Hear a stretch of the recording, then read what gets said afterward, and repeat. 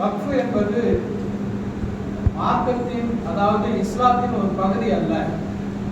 அதாவது சேரிட்டி தர்மம் என்பது எந்த ஒரு மதத்தினுடைய ஒரு பகுதி அல்ல என்ற ஒரு வாதத்தை முன்வைத்திருக்கிறார்.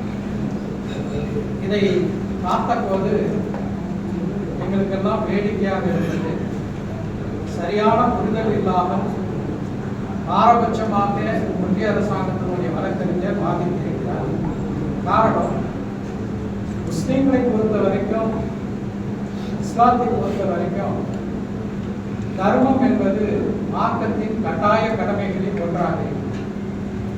எப்படி ஒரு முஸ்லீம் ஒரு நாளைக்கு 5 வேளை தொழுக வேண்டுமோ, அதே போல ஒரு முஸ்லீம் ரமலான் மாதத்துல 30 நாள் நோன்பு இருக்க வேண்டுமோ, உடல் நலமும் பண வசதியும் இருந்தால் ஆயுளில் ஒரு முறை மக்காவில் இருக்கக்கூடிய ஹஜ்ஜுக்கு புனித யாத்திரை செல்ல வேண்டுமோ, அதே போன்று ஒருவருடைய செல்வத்திலிருந்து அது ஒரு குறிப்பிட்ட அளவை மிகையாக அந்த செல்வம் அவரிடம் குவிந்து இருக்கும் போது அதில் 2.5 விழுக்காடு ஏழைகளுக்கு தர்மம் அளிக்க வேண்டும். அதற்கு பேர் தான் சக்காத். எனவே இஸ்லாத்தினுடைய 50 கடமைகளில் ஒன்று சக்காத்.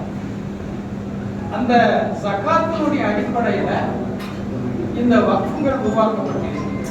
உண்மையிலே சொல்ல வேண்டும் என்றால், ஏதோ வக்ஃப் என்பது சென்ற நூற்றாண்டுல இந்தியாவில் உருவாக்கப்பட்டுச்சு அல்லது இந்த நூற்றாண்டுல இந்தியாவில் உருவாக்கப்பட்டுச்சு என்பது அல்ல. நபிகளார் காலத்திலேயே வக்ஃப் உருவாக்கப்பட்டிருக்கிறது. எடுத்துக்காட்டாக சொல்ல வேண்டும் என்றால், நபிகளார் அவர்கள் தன்னுடைய தோழர் உஸ்மான் அவர்களை அழைத்து கோமா என்ற ஒரு கிணறு இருக்கின்றது. அந்த கிணறுல மக்கள் குடிநீரை எடுத்து பயன்படுத்தி வருகிறார்கள். அது உஸ்மான் அவர்களுக்கு சொந்தமான கிணறாக இருந்தது. இதை நீங்கள் மக்களுக்கு அர்ப்பணிப்பு செய்து விடுங்கள். வக்ஃப் என்றால் அர்ப்பணிப்பு செய்வது.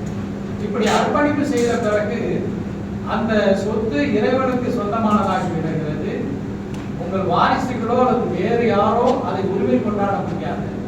அது மட்டும் அல்லாமல் அந்த சொத்தை வேறு யாருக்கும் மாற்றவும் முடியாது என்று சொன்னார்.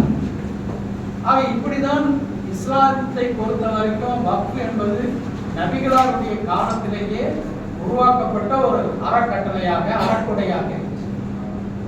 அடுத்து பரவலாக என்ன கருத்து நிலவுகிறது என்றால், இந்த வக்ஃப் என்பது ஏதோ முஸ்லிம்களுக்கு மட்டும்தான் பயன் தரக்கூடிய ஒன்று என்று நினைக்கிறார்கள். இல்லை, பள்ளிவாசல்களாக இருக்கட்டும் அல்லது இஸ்லாமிய கல்வியை போதிக்கக்கூடிய மதரசாக்களாக இருக்கட்டும் அல்லது தர்காக்களாக இருக்கட்டும், இவை மட்டும் அந்த வக்ஃப்.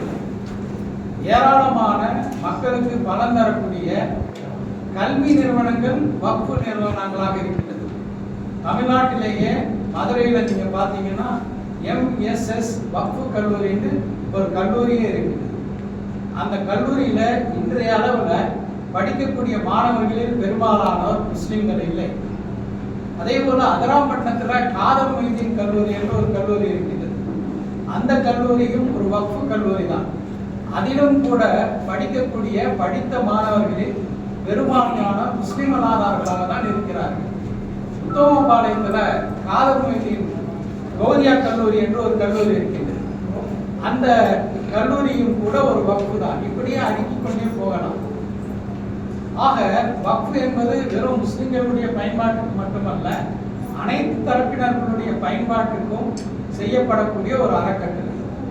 ஒன்றிய அரசு கொண்டு வந்திருக்கின்ற இந்த, அதாவது நாடாளுமன்றத்தின் 2 அவைகளிலும் அர்த்த ராத்திரியில நிறைவேற்றப்பட்ட இந்த வக்ஃப் திருத்த சட்டம் அரசமைப்பு சட்டம் தந்திருக்கின்ற பல உரிமைகளை அபகரிக்கின்றது.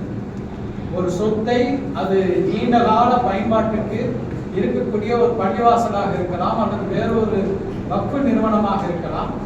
அது பயன்பாட்டின் காரணமாக காலகாலமாக அது வக்ஃபாக இருக்கலாம். இப்போது என்ன சொல்கிறார்கள் என்றால், அத்துணை வக்ஃபுகளும் ஒன்றிய அரசு உருவாக்கக்கூடிய ஒரு போர்ட்டல்ல அதை பதிவு செய்ய வேண்டும், ஆவணங்களோடு பதிவு செய்ய வேண்டும் என்று கேட்கிறார்கள். ஆவணங்களோடு பதிவு செய்வதற்கு எந்த ஆவணங்களும் இருக்காது. இது வெறும் பள்ளிவாசல்களுக்கு மட்டுமல்ல, நம்ம ஊர்ல பாரம்பரியமாக பன்னெண்டு காலமாக இருக்கக்கூடிய கோயில்களாக இருக்கட்டும் அல்லது தேவாலயங்களாக இருக்கட்டும், எதுக்குமே நீங்க ஆவணம் கேட்டீங்கன்னா ஆவணம் இருக்காது.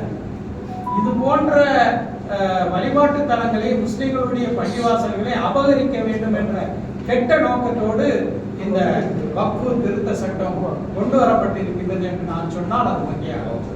இந்த வக்ஃபு சட்டம் வந்து ஒரு ஸ்பெஷல் ஆக்ட், ஒரு சிறப்பு சட்டம்.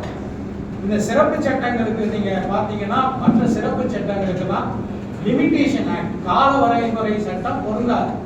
எப்ப வேண்டாலும் அது தொடர்பான ஒரு பிரச்சனையில வழக்கு தொடுக்கலாம். ஆனால் இந்த திருத்த சட்டத்துல அந்த லிமிடேஷன் ஆக்டை வந்து வக்ஃபு சட்டத்துக்கு பொருந்தாது என்று திருத்தங்களை கொண்டு வந்திருக்கிறார்.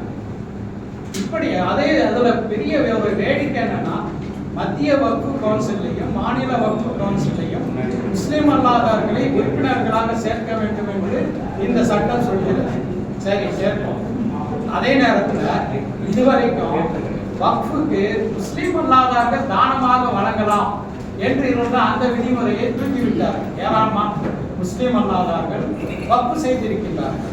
முஸ்லிம்களால் பலன் பெற்றவர்கள், அந்த ஊர்ல இருக்கக்கூடியவங்க, அங்க இருக்கக்கூடிய பள்ளிவாசலுக்கோ அல்லது ஒரு மதரசாவுக்கோ தானம் வழங்கியிருக்கிறாங்க. தமிழ்நாட்டிலே அது இருக்கு. ஆனா இனி முஸ்லிம் அல்லாதவர்கள் தானம் வழங்கக்கூடாது என்று இந்த சட்டத்துல கொண்டு வந்து விட்டு, ஆனால் முஸ்லிம் அல்லாதவர்கள் உறுப்பினர்களாக இருக்கலாம் அப்படின்னு சொல்வது என்பது எவ்வளவு பாரபட்சமுடன் ஓர வஞ்சனையுடன் ஒன்றிய பாஜக அரசு இந்த சட்டத்தை கொண்டு வந்திருக்கின்றது என்பதற்கு எடுத்துக்காட்டாக இருக்கின்றது. ஆனால் அரசமைப்பு சட்டம், இந்தியா ஒரு மதசார்பற்ற ஜனநாயக நாடு. அந்த மதசார்பற்ற நாடு இங்கு வாழக்கூடிய அனைத்து தரப்பு மக்களுக்கும், சிறுபான்மை மக்கள் உட்பட பலருக்கும் வந்திருக்கக்கூடிய உரிமைகளை எல்லாம் பறிக்கக்கூடிய ஒரு சட்டம் இயற்றப்பட்டிருக்கிறது. எனவேதான் அதை எதிர்த்து இந்த போராட்டம் நடைபெறுகிறது.